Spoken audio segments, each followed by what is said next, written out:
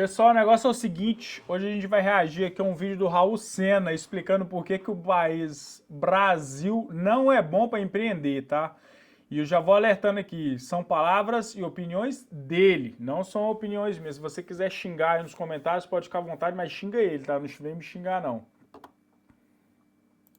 Então vamos lá? Bom, outro dia eu vi um influenciador discutindo um tema que eu achei muito legal de ser discutido aqui na internet. É mais fácil enriquecer em país pobre ou rico? O que você acha? Em país rico. Você acha que é mais fácil em país rico? Com certeza. Vamos conversar sobre isso hoje e vamos dar uma analisada nos números. Acho que a melhor forma é analisar esses números. E tem uma diferença. Importante quando a gente vai falar desse dado, você não comer bola, tá? Não é que a pessoa nasceu pobrezinha e aí em uma geração ela foi lá, empreendeu e ficou rica, né? Tinha uma carrocinha de cachorro-quente, hoje é dono da Sadia. Não é assim que funciona.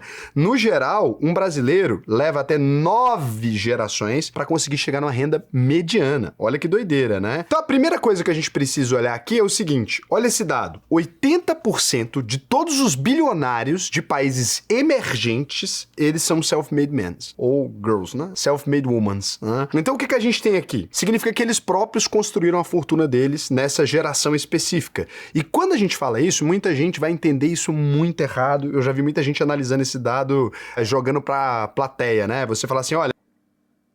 Pessoal... Só queria falar uma coisa para vocês aqui. Hoje eu moro na Europa, tá? E aqui na Europa dificilmente as pessoas enriquecem. Por quê? Tem um sistema chamado de bem comum, né? O que é o bem comum? Ninguém vai passar fome, você vai ter seus bens de consumo, você vai ter uma infraestrutura na cidade e tal, aquele negócio todo, mas você também não vai enriquecer. Você vai ter uma qualidade de vida boa, o governo não vai te deixar morrer de fome, mas você também não vai enriquecer. Isso vem da carga tributária extremamente alta que a gente paga aqui. Mas é aquele negócio, você tem duas escolhas. Ou você vive num país que não te proporciona nada disso, mas as oportunidades de enriquecimento são maiores, ou você vive num país que não vai te deixar passar fome, vai te trazer uma segurança, não vai ter aquele número absurdo de criminalidade, mas você também não vai conseguir mudar a sua realidade drasticamente, né? Então você tem esses dois lados da moeda e cabe a você escolher o que você quer. Tantos homens aqui ficaram bilionários, então é fácil, é possível, basta querer. Não é isso.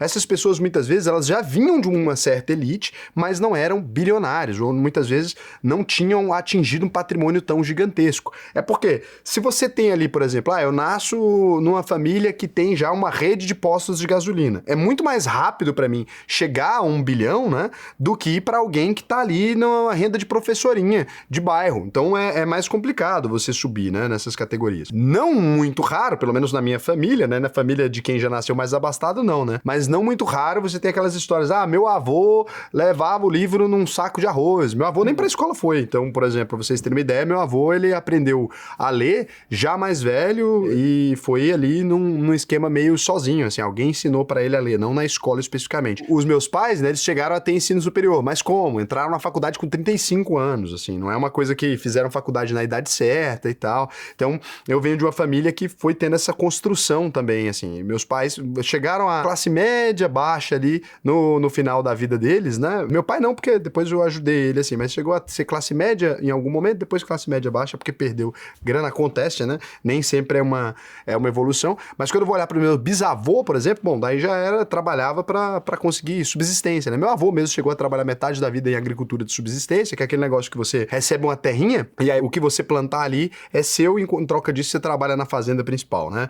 Meu avô era esse o cenário. Então, para um brasileiro chegar, apesar de 80% dos bilionários serem self-made, e aí com essas aspas aí de que ponto começaram, né? É importante lembrar disso, leva, em média, 9 gerações para um brasileiro chegar na renda mediana. Então isso é muito ruim, né? A gente é um dos piores países em mobilidade social. Você sair da pobreza é muito difícil. Até que enriquecer não é tão complicado. Cara, o que ele vai falar... Eu já vi esse vídeo aqui, tá, pessoal? Não é novidade para mim. Mas o que ele vai falar aqui é muito interessante. E eu já vou dando a minha experiência para você. Na verdade, não. Vamos deixar ele acabar de falar aqui, porque aí eu dou meu Quanto ponto sair disso. da pobreza no Brasil. Apesar desse dado aqui ser assim, então que é verdade, e que aí nesses vídeos muitas vezes as pessoas explicam isso, né? 80% construiu patrimônio, então é muito mais fácil enriquecer em países emergentes ali, porque quando a gente vai comparar com países ricos, 65% dos bilionários só, eles são self-made. E aqui por que isso acontece, né? Porque países muitas vezes que já têm mais dinheiro, eles trabalham com a lógica de tributo diferente, eles já trabalham com imposto sobre herança, e isso impede, né, você conseguir atingir 1 bilhão, por exemplo. Permite com que muito mais gente atinja a camada média. Cara, ó, quero falar um negócio aqui pra vocês. Aqui na Europa é o seguinte, cara, e no Brasil é completamente diferente. Como eu já citei aqui, você não vai passar fome. Você consegue se equalizar com um nativo aqui muito fácil. Obviamente, você não vai fazer o mesmo tipo de trabalho, né? O Raul vai até citar aqui mais para frente, você não vai fazer o mesmo tipo de trabalho. Por exemplo, um médico, você não vai chegar aqui trabalhando como médico, você não vai chegar aqui trabalhando como dentista, você não vai chegar aqui trabalhando como advogado, por exemplo, até porque você não conhece as leis do país. Agora, você também trabalhando em um restaurante, trabalhando em serviço de faxina, trabalhando em serviço de limpeza, você não vai ganhar muito diferentemente desse cara, até porque o que se é mais valorizado nesses países ricos, né, é a mão de obra. Então, por exemplo, eles têm que pagar bem para um cara que trabalha com cozinha, para um cara que trabalha com faxina, porque senão não vai achar mão de obra, porque todo mundo é formado. Você tem vários médicos, vários engenheiros, vários advogados. Então, se você não equalizar, se você não equiparar essa média salarial, você só vai ter gente querendo trabalhar em uma área e não trabalhando nas outras, né?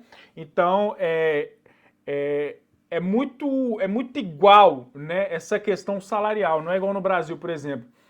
Um motorista de ônibus, se você comparar ele com um médico, a diferença é absurda. Até então, né? Porque essa onda que já teve na Europa está chegando no Brasil, de muita gente formada e pouca mão de obra para trabalhar nos outros segmentos.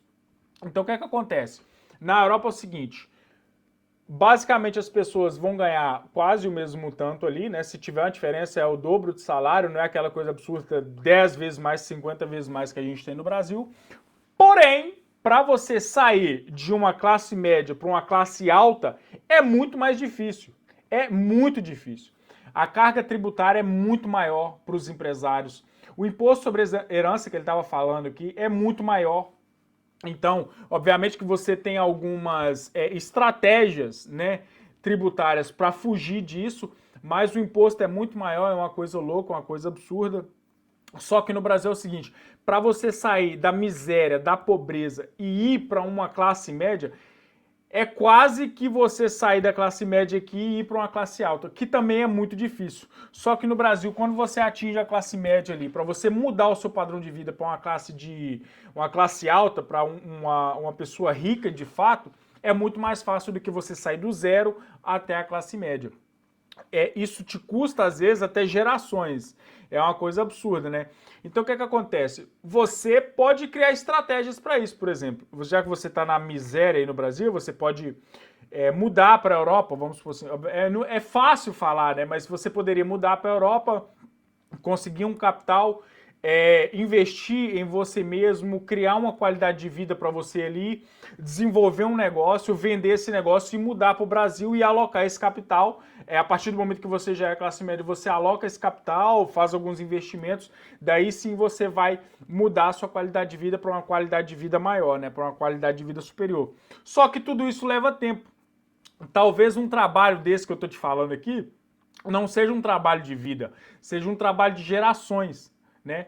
Então o nosso objetivo aqui é te instruir como fazer isso mais rápido, né? Mas acho que eu já falei demais, vou deixar o Raul prosseguir aqui no raciocínio dele, porque senão eu tomo conta do vídeo todo para mim. Mas deixa muito mais difícil concentrar tanta renda. Para vocês terem uma ideia, você leva somente 2 gerações na Dinamarca para chegar na renda mediana, né? Olha que complicado. No Brasil, 9 gerações, na Dinamarca, 2 gerações. E para ser bem sincero, se você sai daqui do Brasil, por exemplo, e se muda para qualquer país europeu, você chega na renda média com 0 meses. É muito prático chegar ali. Mesmo sem falar o idioma, muitas vezes, você consegue ganhar tanto quanto uma pessoa local. Só qual que é a diferença? Você vai trabalhar normalmente num trabalho mais braçal e essa pessoa num trabalho mais intelectual, né? Mas os salários são muito próximos. Quando você pega um médico na Alemanha e um cara que varre rua, você não vai ter uma diferença tão discrepante. Um pode até ganhar mais que o outro, mas assim, 2 vezes mais, não 10 vezes, não 20 vezes, como é o caso do Brasil. Quando a gente vai comparar o imposto sobre herança, então, pra gente entender por que isso acontece, eu vou chegar num lugar muito legal. Espera aí que a gente vai chegar num negócio muito eficiente que eu quero dar minhas opiniões pessoais sobre isso aqui. Mas vamos falar primeiro de dados pra gente não fazer besteira. Então, o imposto sobre herança no Brasil é de até 8%, o ITCMD, né? Na França é de 45%, na Alemanha é de 30%, no Japão 55%. Na Europa, em média, vai de 30% a 60%. Pessoal, eu acho que aqui ele já está entrando em uns termos muito técnicos, né? Mas eu acredito que ficou claro para a gente aí como que funciona essa questão do social, do alpinismo social, né? Que é a mudança de camadas ali. E, cara, leva tempo, é cansativo, é desgastante, mas de nada vale a existência na Terra se não for evolução, né? Então, você não escolhe onde você nasce, mas você pode escolher onde você vai morrer, tá certo? Espero que esse vídeo tenha te ajudar de alguma forma. Eu trouxe mais minhas opiniões do que deixei a opinião do convidado, né? Mas eu acredito que deu para passar para vocês aqui um pouco do meu ponto de vista e um pouco da forma com que eu trabalho, né? Manda esse vídeo para aquele seu amigo que vive na pobreza, que precisa mudar a qualidade de vida dele. Se inscreve no canal, tamo junto e